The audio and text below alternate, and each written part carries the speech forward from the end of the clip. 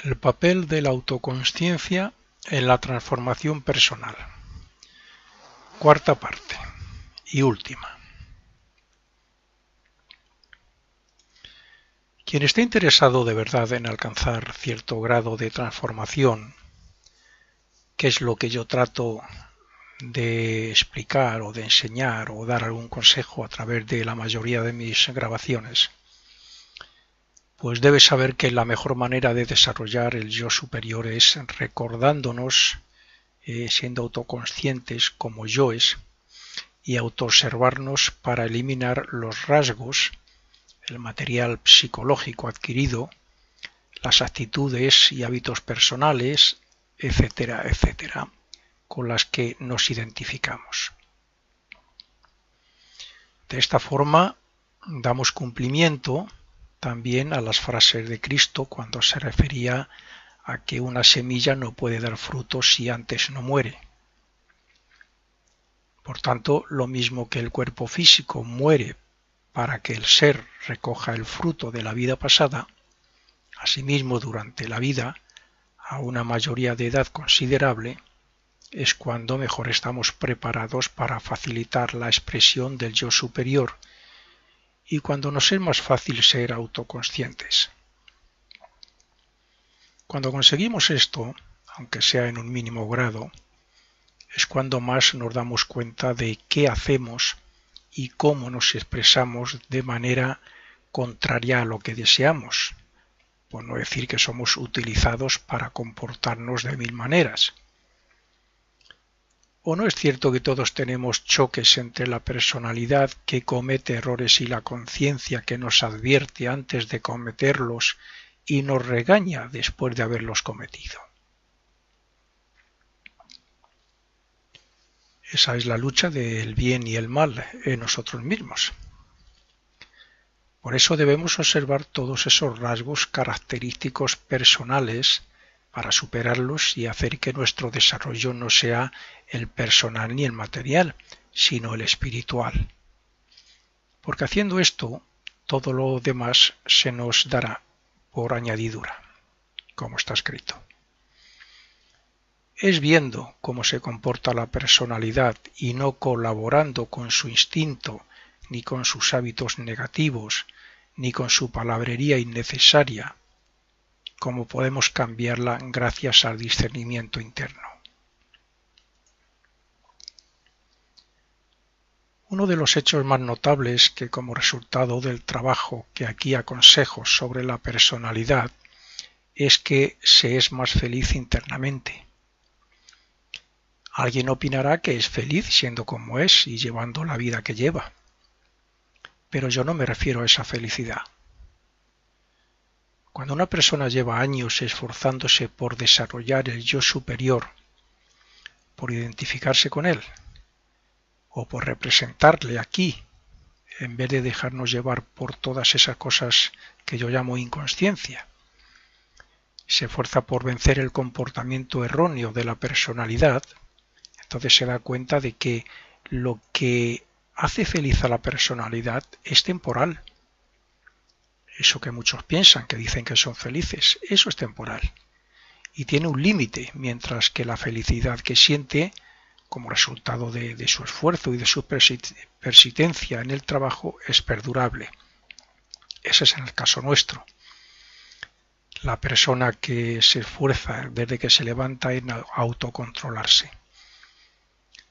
Es decir, la felicidad personal ya no aumenta, mientras que el trabajo interno nos permite ver que esa felicidad solo eran artimañas para mantenernos contentos y salirse con la suya. Hay personas que se pasan toda su vida así, simplemente viviendo la vida y disfrutando de lo que pueden.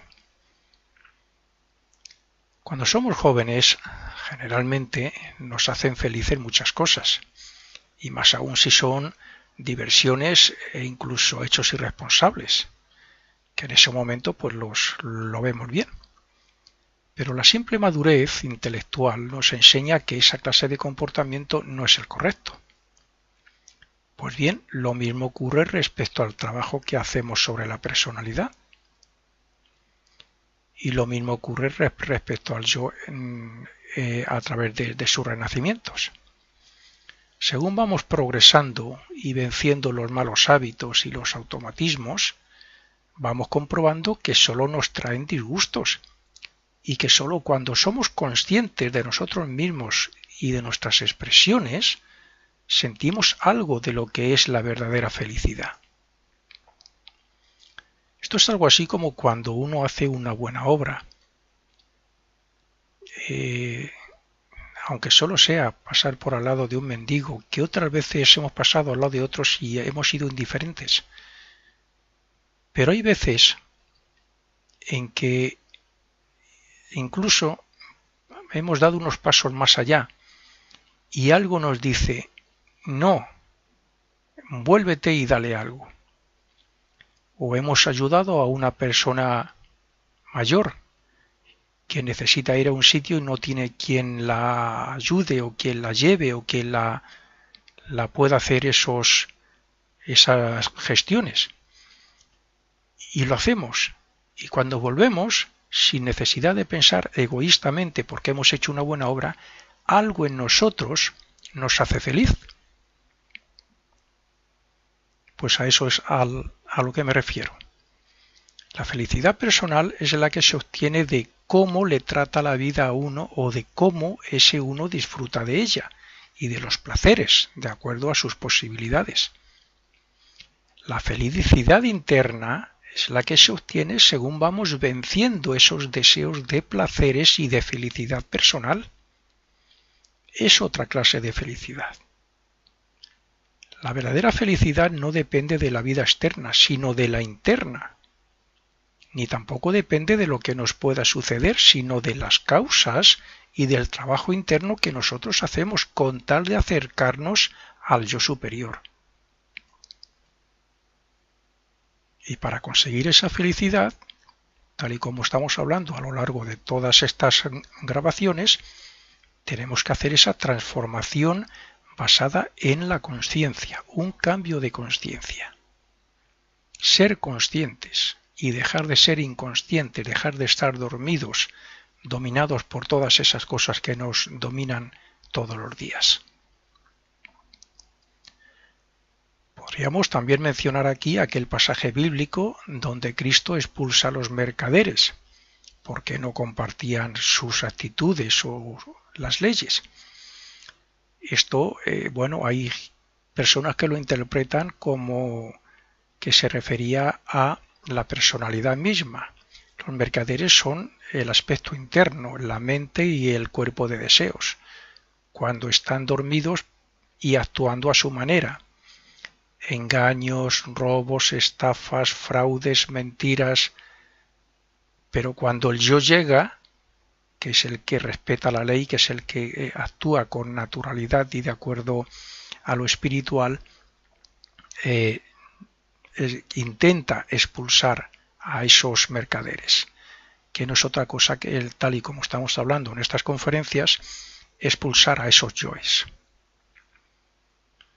Cuando cualquiera de nosotros actúa como esos mercaderes indecentes y egoístas, andamos por esos barrios bajos, donde no podemos encontrar nada más que delincuentes y problemas.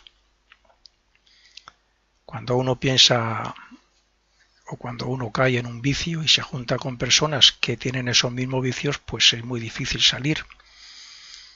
Y caemos y nos metemos más en ese ambiente y podemos llegar pues a hacer verdaderas barbaridades.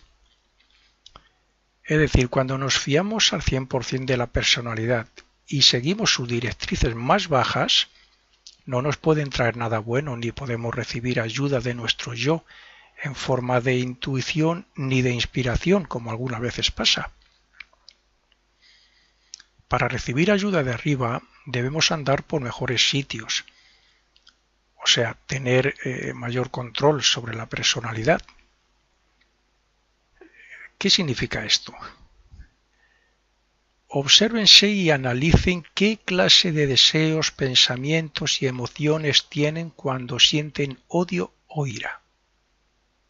O si lo han tenido alguna vez, acuérdense de ello.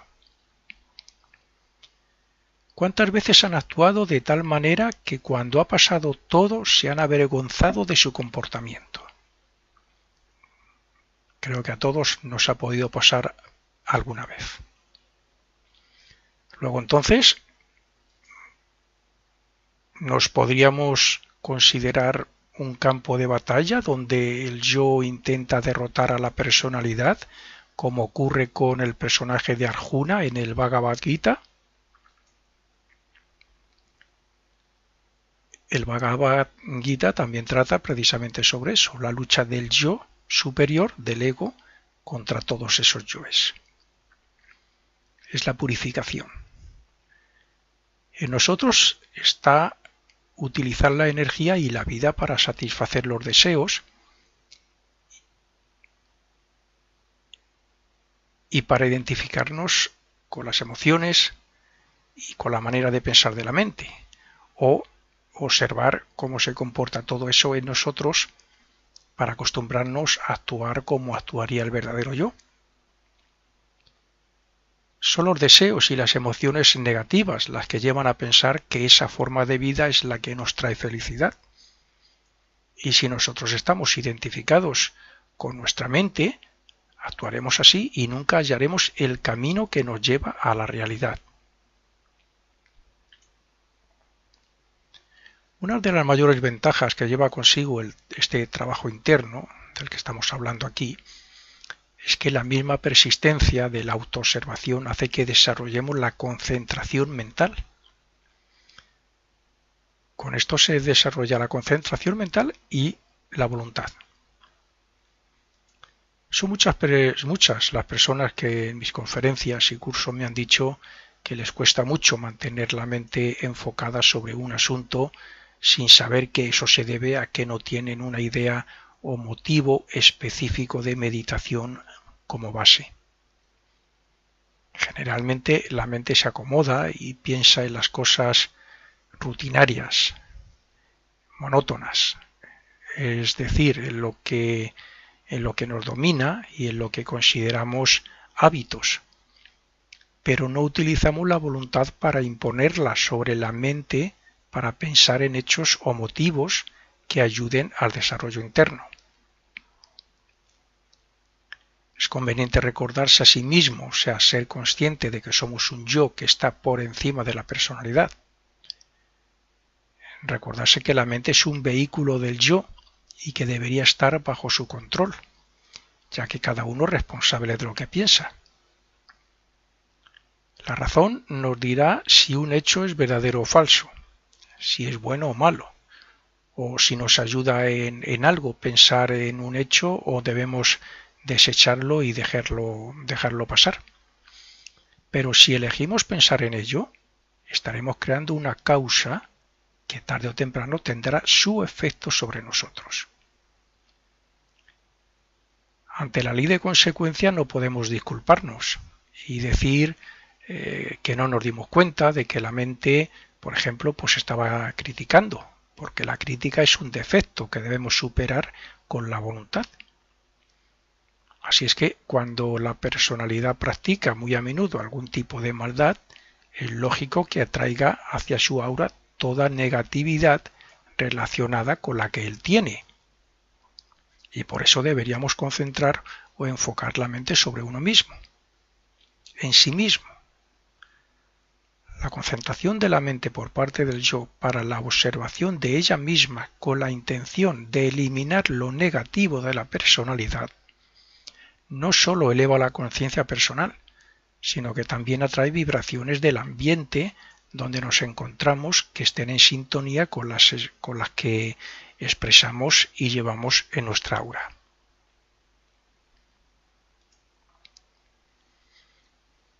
Podemos tener buenas intenciones y buena voluntad en nuestra vida cotidiana, pero eso no evita que la mente piense en hechos negativos que llegan al cerebro por vía de los sentidos o que surjan de la memoria o del subconsciente. Por eso la atención a lo que piensa la mente evita también la creación de karma negativo futuro. Nosotros, o mejor dicho, nuestra mente, no debe pensar en lo que ve en el mundo de una manera automática o instintiva, porque entonces las cosas del mundo entorpecerían nuestro progreso espiritual. Por tanto, debe existir en nosotros un discernimiento interno para que la elección de lo que debemos o lo que nos interesa pensar sea correcta. Nosotros somos un mundo que funciona, que expresa emociones, deseos y pensamientos, como sabemos, dentro de otro mundo. Y dentro de nosotros, a nivel celular, hay otro mundo que depende de lo que nosotros somos, lo que nuestros cuerpos sean y expresen, claro, en sentido físico, emocional y mental. Con la diferencia entre ambos de que nosotros tenemos una voluntad que puede controlar a la mente y al cuerpo emocional, y sin embargo las células no la tienen y están más limitadas en su acción y en sus afinidades. Así nosotros podemos evitar relacionarnos con cierta persona que sabemos que nos perjudica y la célula actúa instintivamente bajo la influencia de otras leyes, pero de acuerdo a las oportunidades que nosotros la demos. O sea, de si llevamos una vida sana o nos creamos enfermedades porque no nos cuidamos, entre otras muchas opciones.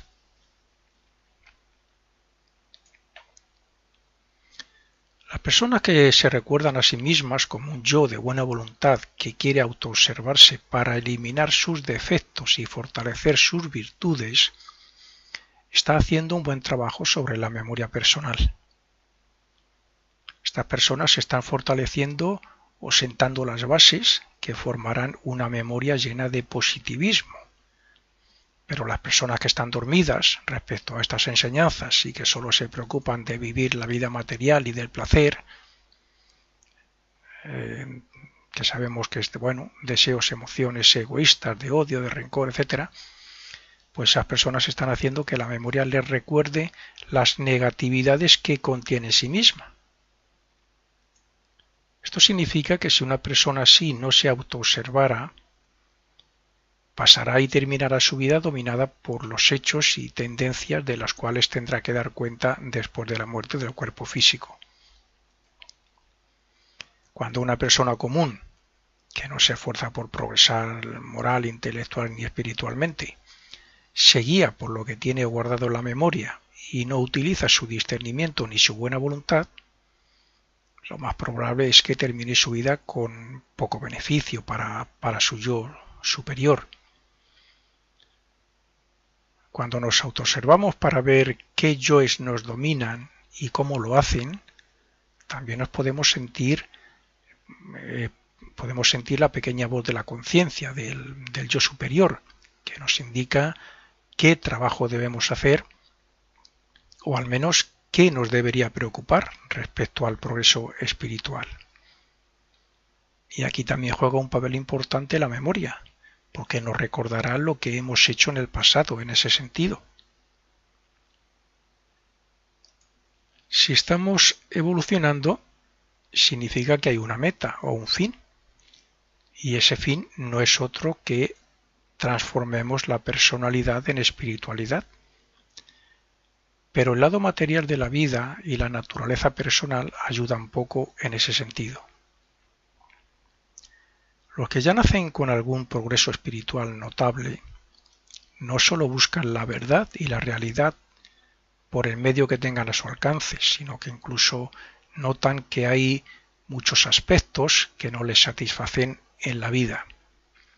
Su discernimiento les capacita para ver más fácilmente el bien y el mal, dónde tienen que ir y por dónde no. Estas personas son las que buscan y encuentran algo que satisfaga su inquietud interna y que les ayude a desarrollar su espíritu en detrimento de la personalidad. Recordemos que por mucha riqueza y disfrute de la vida que tengamos, no vamos a progresar espiritualmente ni un solo grado. Es necesario encontrar algo que llene la necesidad de progreso espiritual. Sean estas enseñanzas, sea el ocultismo, sea cualquier otro. Solo trabajando en ese sentido podremos escuchar cada vez más clara la voz de nuestro verdadero yo. Lo que nos llega por vía de los sentidos tampoco nos puede ayudar mucho si no lo pasamos por el tamiz del discernimiento y de la buena voluntad. Es necesario nuevas ideas o el desarrollo de nuevos y más elevados ideales.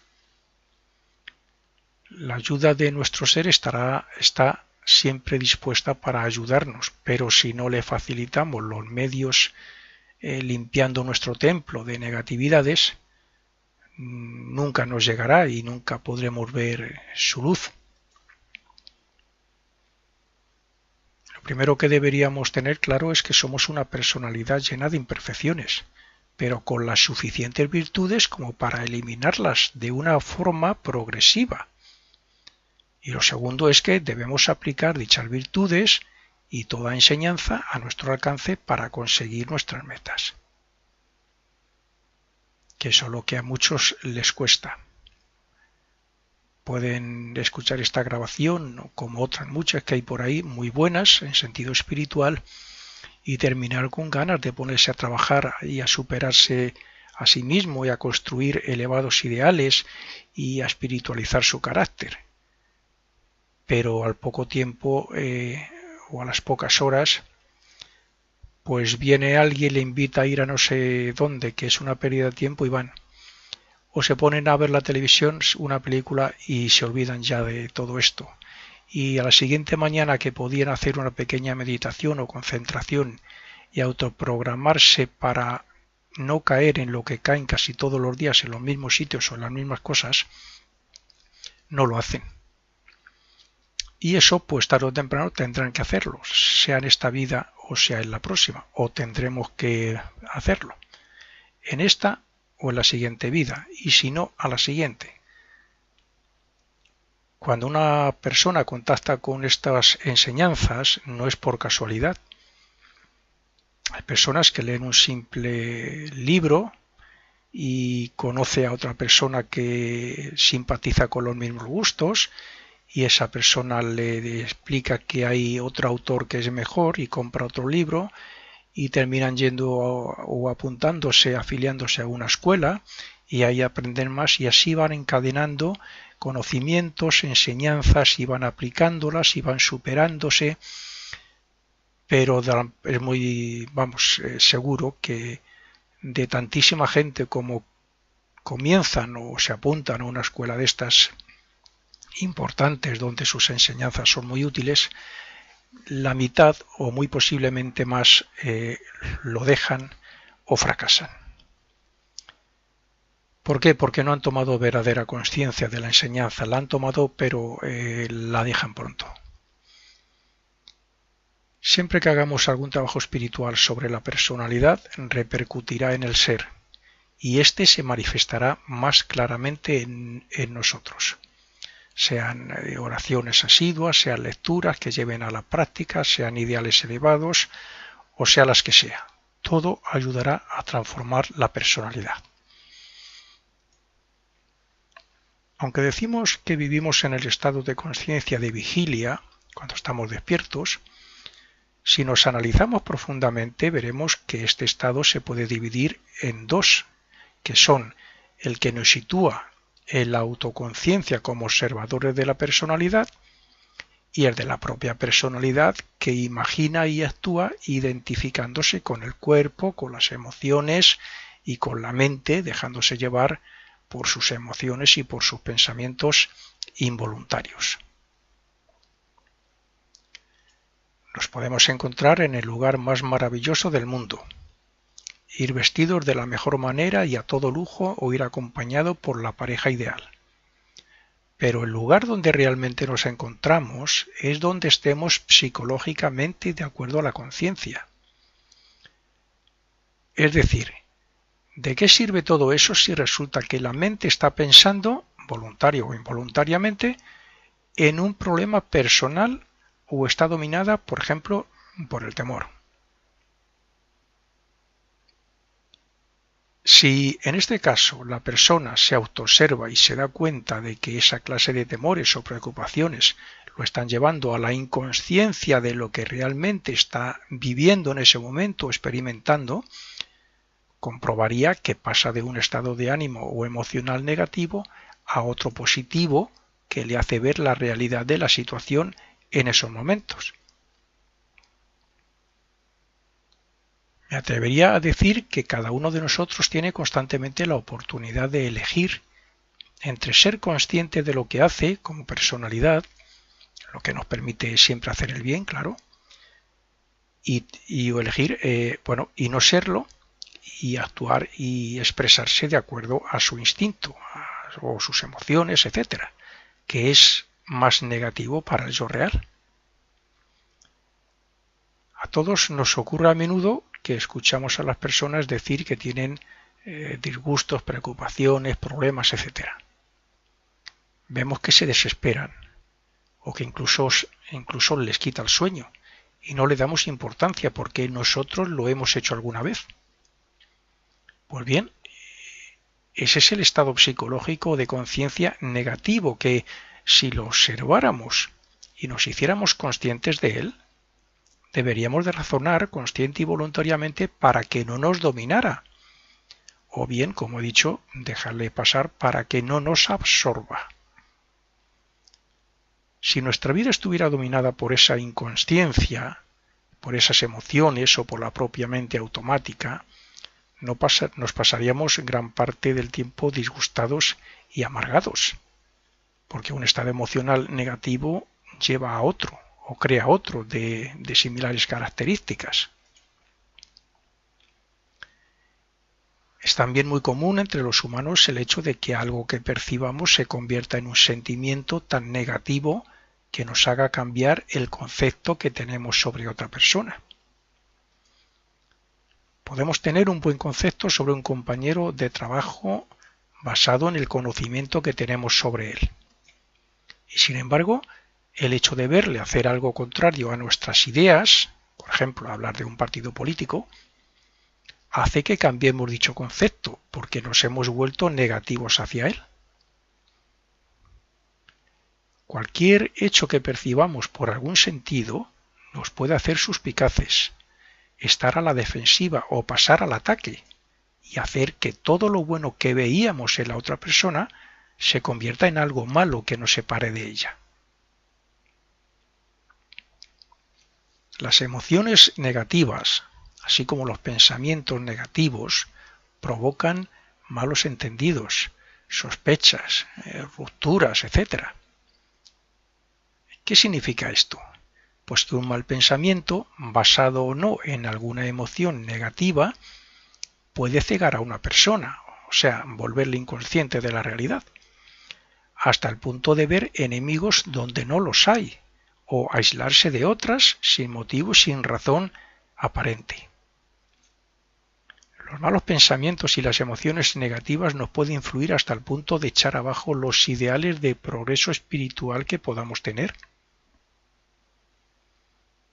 Yo sé de personas que llevan gran parte de su vida conectadas al mundo del ocultismo y con grandes ideales espirituales, y sin embargo lo han dejado por dejarse engañar por otras enseñanzas absurdas y fantasiosas, o por romper con la escuela a la que pertenecían y caer en la vida y en los placeres mundanos que ya tenían superados hace años.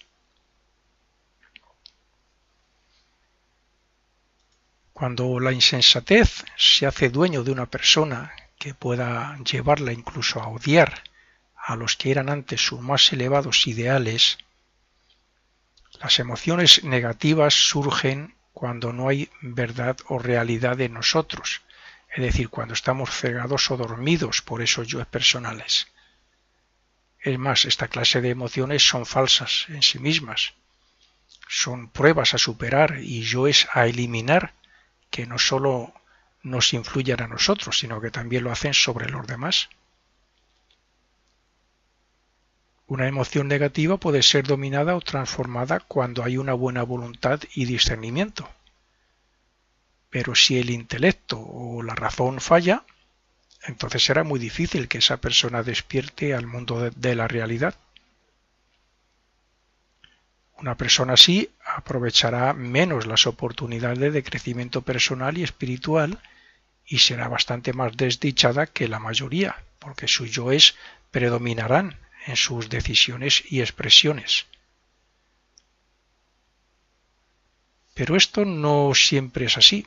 Yo he conocido personas que han llevado una vida normal y que no han tenido elevados ideales, pero tampoco han sido unos sinvergüenzas.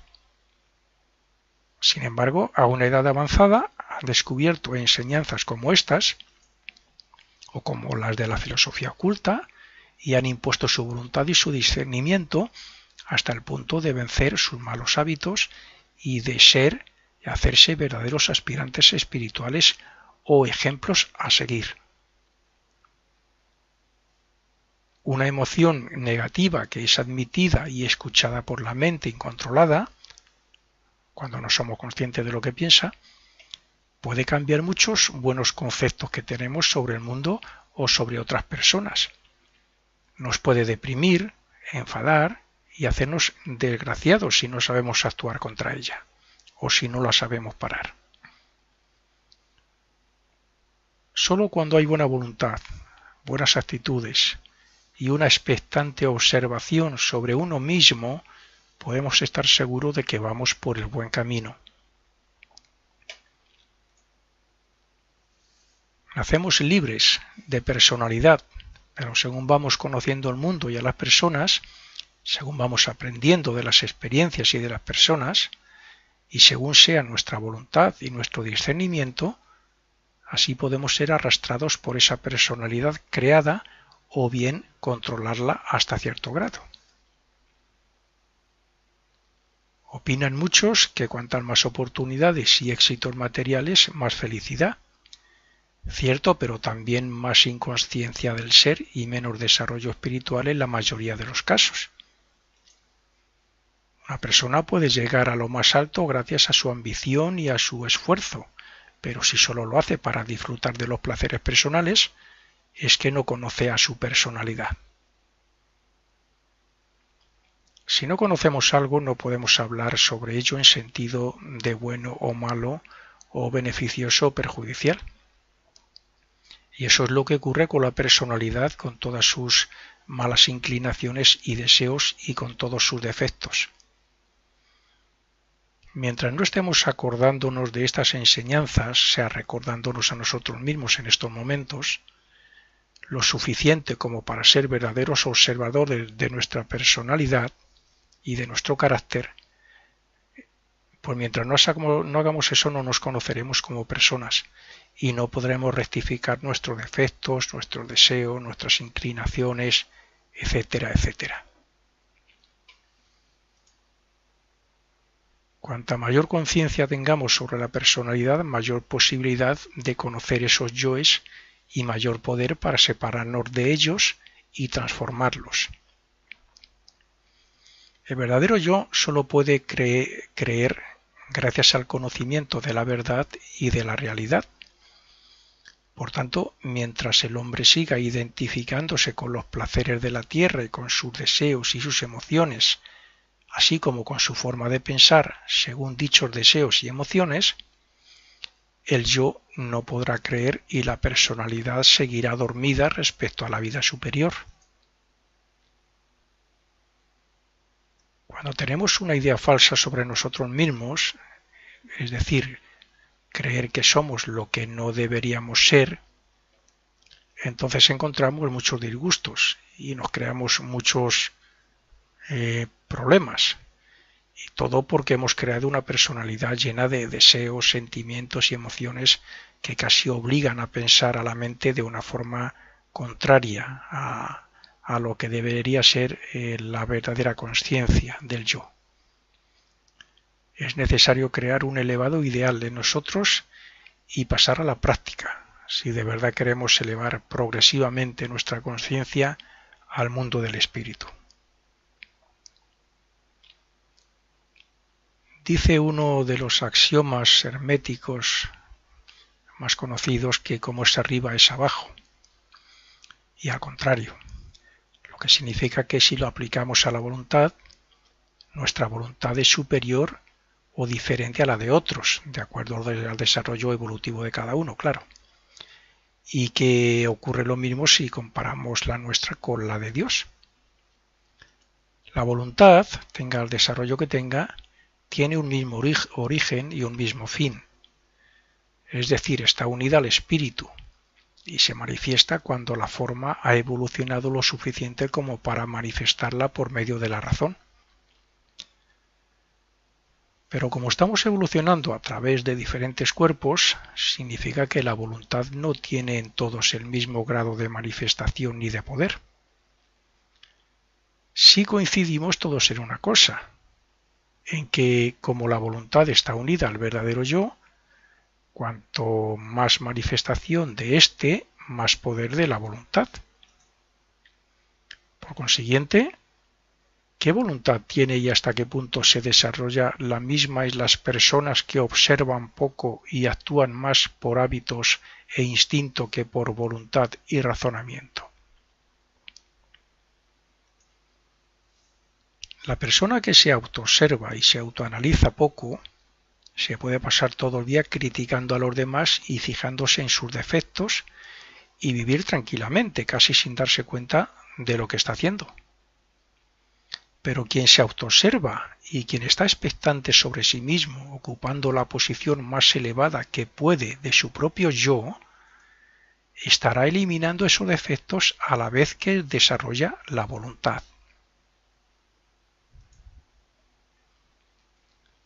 El mineral y el vegetal no tienen deseos ni voluntad. El animal tiene deseos. Algún día tendrán voluntad también. Y se manifiesta y vive de acuerdo a esos deseos, emociones, instintos y hábitos. El hombre tiene voluntad, pero todavía está dormido, entre comillas, y se guía en gran parte igual que el animal. Lo que significa que su voluntad es muy afín a esos muchos yoes que todos tenemos, pero que la utilizamos poco como verdaderos yoes o seres creados por Dios. ¿Podemos decir que tenemos varias voluntades? Aunque la voluntad es una, como lo es el espíritu, podríamos decir que sí. Las matemáticas son abstractas.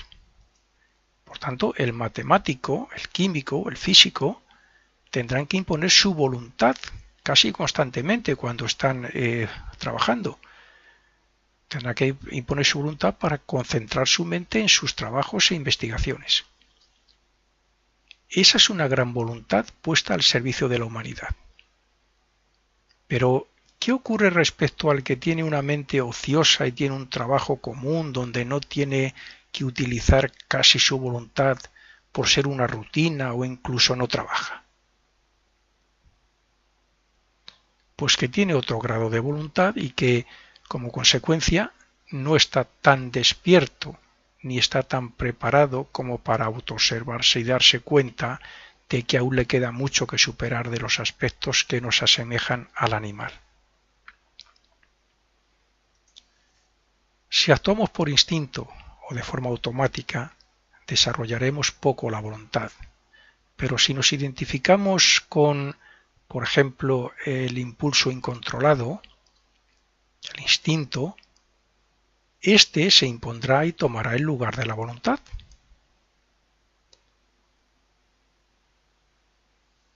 Por tanto, mientras no pongamos voluntad para estar pendientes de cómo pensamos, sentimos y nos expresamos, seguiremos teniendo más voluntad de esos yoes que nos dominan y que nos duermen que del verdadero yo o ser.